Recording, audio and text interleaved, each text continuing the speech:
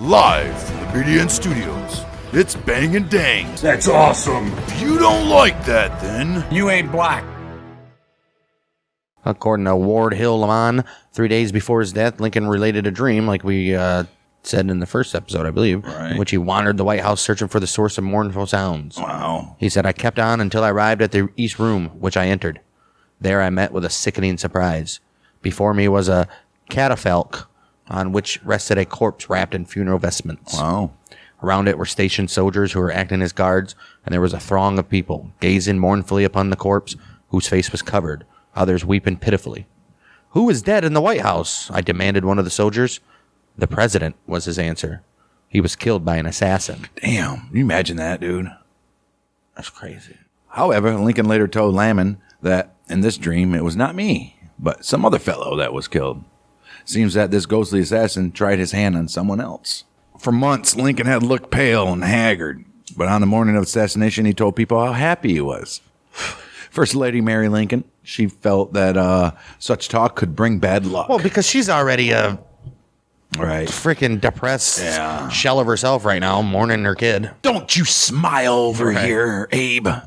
Lincoln told his cabinet that he had dreamed of being on a singular and indescribable vessel that was moving with great rapidity toward a dark and indefinite shore, and that he had the same dream before nearly every great and important event of the war, such as Union victories at Antietam, Murfreesboro, and Gettysburg, and Vicksburg. Oh, so he thought, this is a good thing. I've had this dream before, and good things happen. Every time something good. All right. Besides, the thousands of men dying. But April 14th, Booth's morning started at midnight. Okay. He wrote his mother that all was well, but he was in haste. In his diary, he wrote that our cause being almost lost, something decisive and great must be done. All right.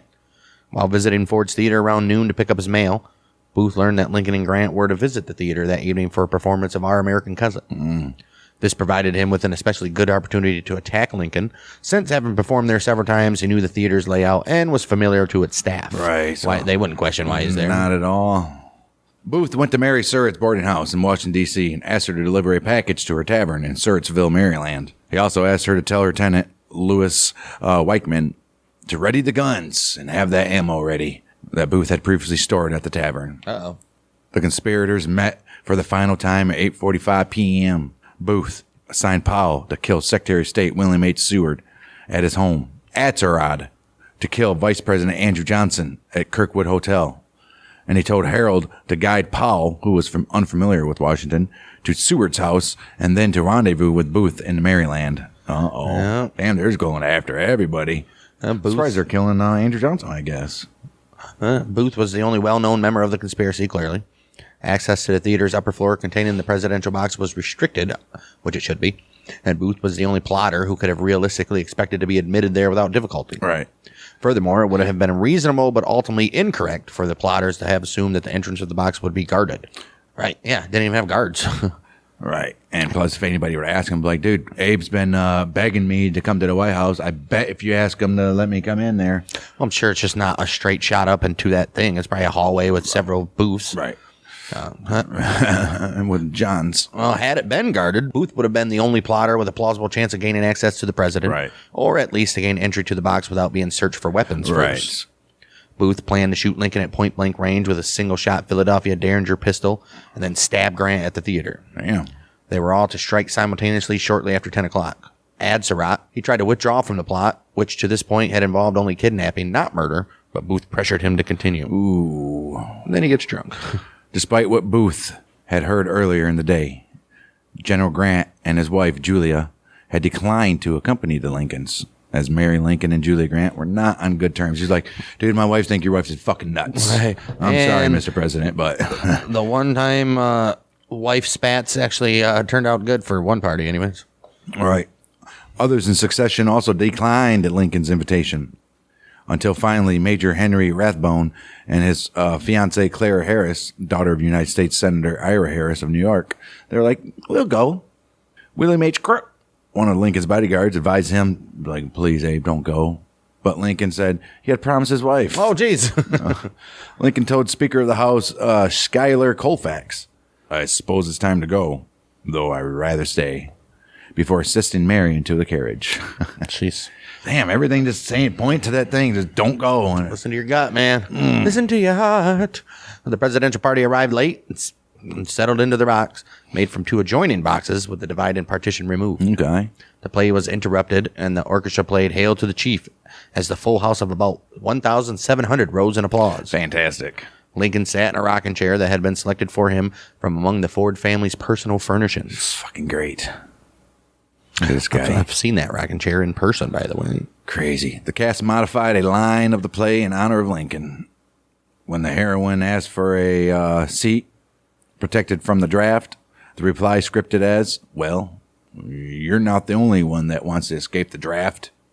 That was delivered instead as, the draft has already been stopped by order of the president. A member of the audience observed that Mary Lincoln often called her husband's attention to aspects of the action on stage and seemed to take a great pleasure in witnessing his enjoyment. Like she ain't even looking at stage. She's looking at old Abe, just smiling away. Looking out the little boys' booties. At one point, Mary whispered to Lincoln, who was holding her hand, "What will Miss Harris think of my hanging on to you so?" Oh. Lincoln replied, "She won't think anything about it." Why would she? Because you're not supposed to do public display of affection.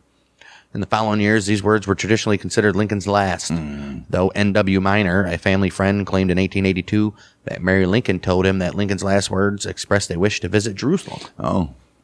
Lincoln's usual protections were not in place this very night.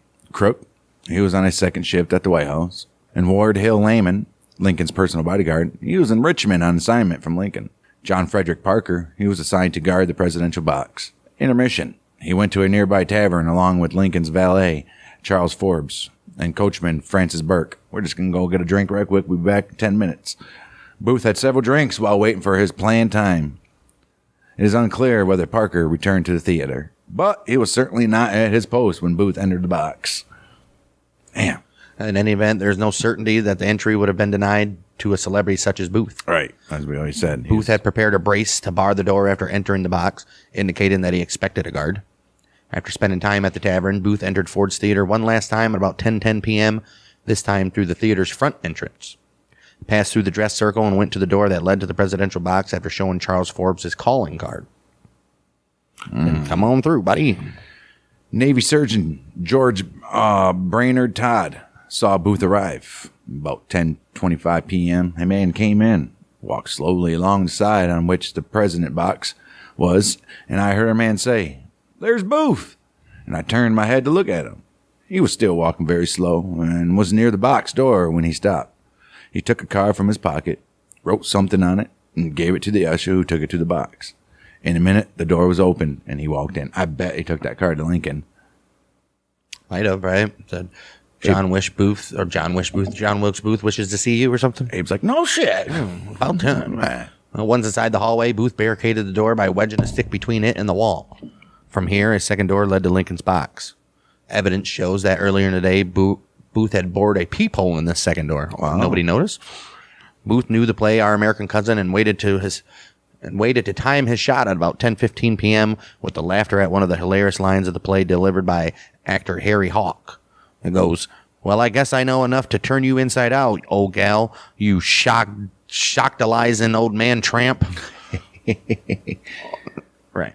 Lincoln was laughing at this line when Booth opened the door, stepped forward, and shot him from behind with his pistol. At least he was laughing. I guess. The bullet entered Lincoln's skull behind his left ear, passed through his brain, came to rest near the front of skull after fracturing both orbital plates. Damn, blew out his face. Lincoln slumped over in his chair and then fell backward. Rathbone turned to see Booth standing in gun smoke less than 4 feet behind Lincoln. Booth shouted a word that Rathbone thought sounded like freedom. Rathbone jumped from his seat and struggled with Booth, who dropped the pistol and drew a dagger, with which he stabbed Rathbone in the left forearm. Damn. Rathbone again grabbed at Booth as he prepared to jump from the box to the stage, which was a 12-foot drop. Booth's riding spur became entangled on the Treasury flag decorating the box, and he landed awkwardly on his left foot. Ooh. As he began crossing the stage, many in the audience thought he was part of the play. Right. Damn. Booth, he then held his bloody knife over his head and yelled something to the audience. What is traditionally held that Booth shouted the Virginia state motto, "Sic semper tyrannis," thus always to tyrants, either from the box or the stage. Witness accounts, but they don't know which happened when. Most recalled hearing sic semper tyrannis, but others, including Booth himself, said he yelled only sic semper. Thus always, maybe? Right? All right, thus always. Some did not recall Booth saying anything in Latin. There's similar uncertainty about what Booth shouted next in English. Either the South is avenged, or revenge for the South, or the South shall be free. 2 witnesses remember Booth's words as, I've done it. They did something. Immediately after Booth landed on the stage, Major Joseph B. Stewart climbed over the orchestra pit and footlights and pursued Booth across the stage. The screams of Mary Lincoln and Clara Harris and Rathbun's cries of stop that man prompted others to join the chase as pandemonium broke out. Damn. Booth exited the theater through a side door and on the way, stabbing orchestra leader William Withers Jr. For what? He probably tried stopping him. Maybe. As he leapt into the saddle of his getaway horse, Booth pushed away Joseph Burroughs, who had been holding the horse, striking Burroughs with the handle of his knife. Damn. This dude he's got to go. Get out of here. Charles Leal, a young Union Army surgeon, pushed through the crowd to the door of the presidential box. Couldn't open it until Rathbone inside noticed that there was a wooden brace, so he removed it and let old Charles in. Charles, he found that Lincoln seated with his head leaning to his right as Mary held him and sobbed. His eyes were closed, and he was in profoundly comatose condition, while his breathing was intermittent and exceedingly stertorous. Thinking Lincoln had been stabbed, Charles, he shifted him to the floor. Meanwhile, another physician, another Charles Sabin Taft, he lifted into the box from the stage. Jeez. Damn, that lifted his ass. Must have been a little skinny guy. Well, after Leal and bystander William Kent cut away Lincoln's collar while unbuttoning his coat and shirt and found no stab wound, Leal located the gunshot wound behind the left ear. You couldn't see the blood. He found the bullet too deep to be removed, but dislodged a blood clot, after which Lincoln's breathing improved. Right. He learned that regularly removing new clots maintained Lincoln's breathing. After giving Lincoln artificial respiration, Leal allowed actress Laura Keene to cradle the president's head in her lap. He pronounced the wound mortal. Yeah, I was like, this is rough. Let's get him to comfort at least. All right. Leal, Taft, and another Dr. Albert King decided that Lincoln must be moved to the nearest house on 10th Street because a carriage ride to the White House was too dangerous.